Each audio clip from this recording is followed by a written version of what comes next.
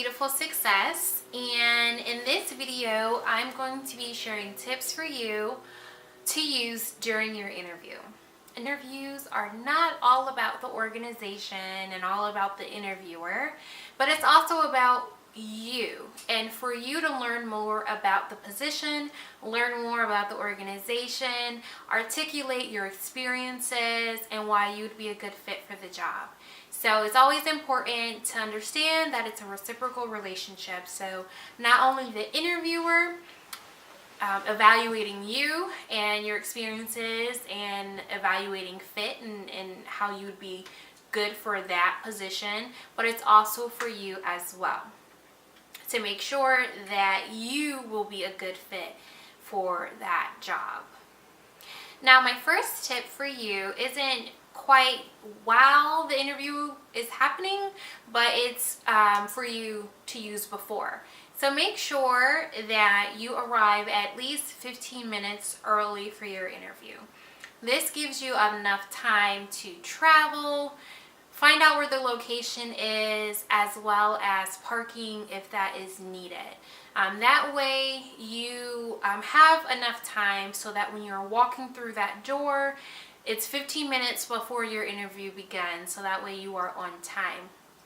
Now, previously I talked about either the day before your interview to find out the location and the logistics of everything, so that the day of you know exactly where to go. Just in case you are in a time crunch, you want to make sure that you are there on time and know exactly where your interview is located. Tip number 2 is for you to be kind and friendly, as well as professional, to anyone you come in contact with the day of your interview. So whether that is when you're meeting associates, meeting the receptionist or administrative assistant, and even your interviewer, you want to make sure that you're smiling as well as just being all around professional. This tip is important because you never really know who you may come in contact with, who the interviewer may ask about how you behaved or how you treated them. So you never really know who has that opportunity to influence the hiring decision. What I always like to do, I've always connected with receptionists or administrative assistants because they are a great resource for me for me to use after the interview. So for example, when I'm writing my thank you letter, I'll either, and this is happening after the interview, so I let the receptionist know that either I'm going to be emailing the interviewer a thank you email, so I need to know what the address is for me to electronically send that, or sometimes when I write a handwritten thank you letter, I let the receptionist know that I'll be back the day after to hand over an envelope with a thank you letter, and to let them know it'd be greatly appreciated if they could hand that thank you letter to the person I interviewed with. So it's always really great to make sure that you're professional at all times, those you come in contact with. So tip number 3 is when you are actually in your interview. So when you meet the interviewer, so whether that is a hiring manager or representative from HR, and you're actually sitting in the room or the location where you're going to have your interview, this tip is important to helping you answer those behavioral based questions. So sometimes when an interview starts, the person may share more about the organization and the role, just to help you feel a little bit comfortable, and then start talking about your resume and your experience. So they may start asking you, well, tell me more about yourself, or walk me through your resume, and then you can begin talking about your experiences, as well as sharing more details about those. So this tip is more so for those behavioral based questions. And let me share more about what a behavioral based question is. So that is basically a question that will ask you about your previous experiences, and they want you to articulate how you've approached that situation in the past. The reason this is important is because your past or previous experiences that you've had and how you've responded or acted in certain situations is indicative of how you will respond in the future. So that's why behavioral-based questions are always some of those go-to questions that organizations ask during an interview. So to answer these questions, I use the STAR format. And the STAR format is an acronym that is used to help you when answering these behavioral-based questions. So, for example, if your interviewer asks you, well, I see that you've had some experience collaborating with others. Can you share more about a time where you had to work within a team? So what you'll do is you'll use the STAR format to help you guide you on how you should answer that question. So you'll think about your experiences or all of the times that you've actually collaborated within a team, and you use that particular example. So when you walk through your answer, you're going to start out with S in the word STAR. So S stands for situation, and that basically is you explaining what the situation was. So where you worked, who you had to work with, how large the team was, and what you were tasked to do. So for example, if you've worked a retail store and you need to share about a time where you worked in a team, so you'll share more about that particular example. So let's say you worked with two other people and you had to work in the toy department, and you had to split up some tasks. So whether that is working with customers, ensuring that the floor is clean and clear, and let's say we're putting up merchandise.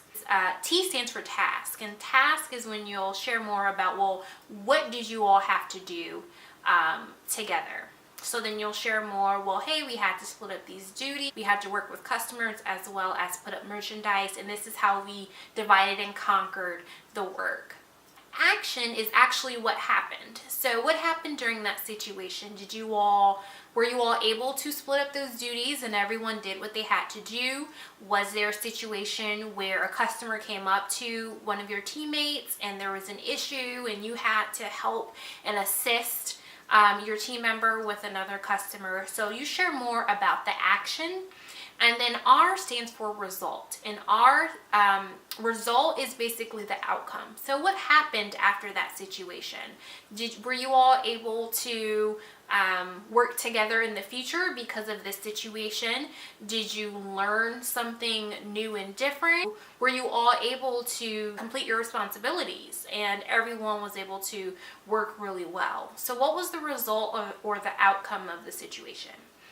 When you share your answer within the STAR format, it gives your interviewer an overview of the experience as well as filling in those details and how the situation resulted in or what the outcome was in the end. So it's always important to answer those behavioral based questions using the STAR format. And I have a resource where I have a list of behavioral based questions. So if that is something that would be useful to you, please let me know in the comment box or connect with me on Instagram, and I will be able to send that along to you. And then tip number 4 is for you to ask questions.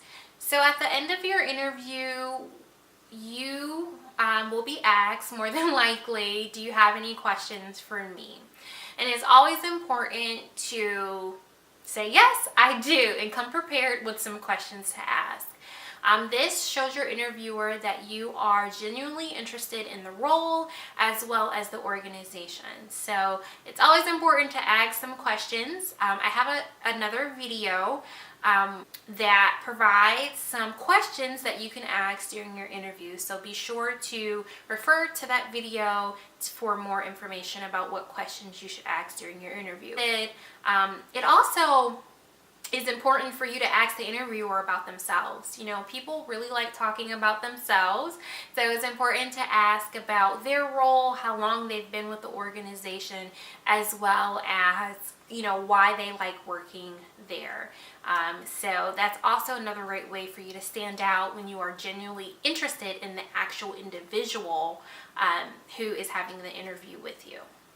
And last but not least, tip number 5 is to remember who you've come into contact with, and remember their names. So your interviewer, it's always going to be important to know their email address as well as their name, so that you can send them a thank you letter or thank you email, as well as anyone else you've come into contact with. So if you've met associates and they've set up some time for you to actually sit and talk with some of the individuals who work there, later on down the line after the interview process and they've selected someone for the opportunity, it's always really great to kind of network with others and be able to connect with them after your interview, so that you have someone within your circle, or at least you have someone who you've met previously whom you can always connect with if you ever have any additional questions about the job or about the organization.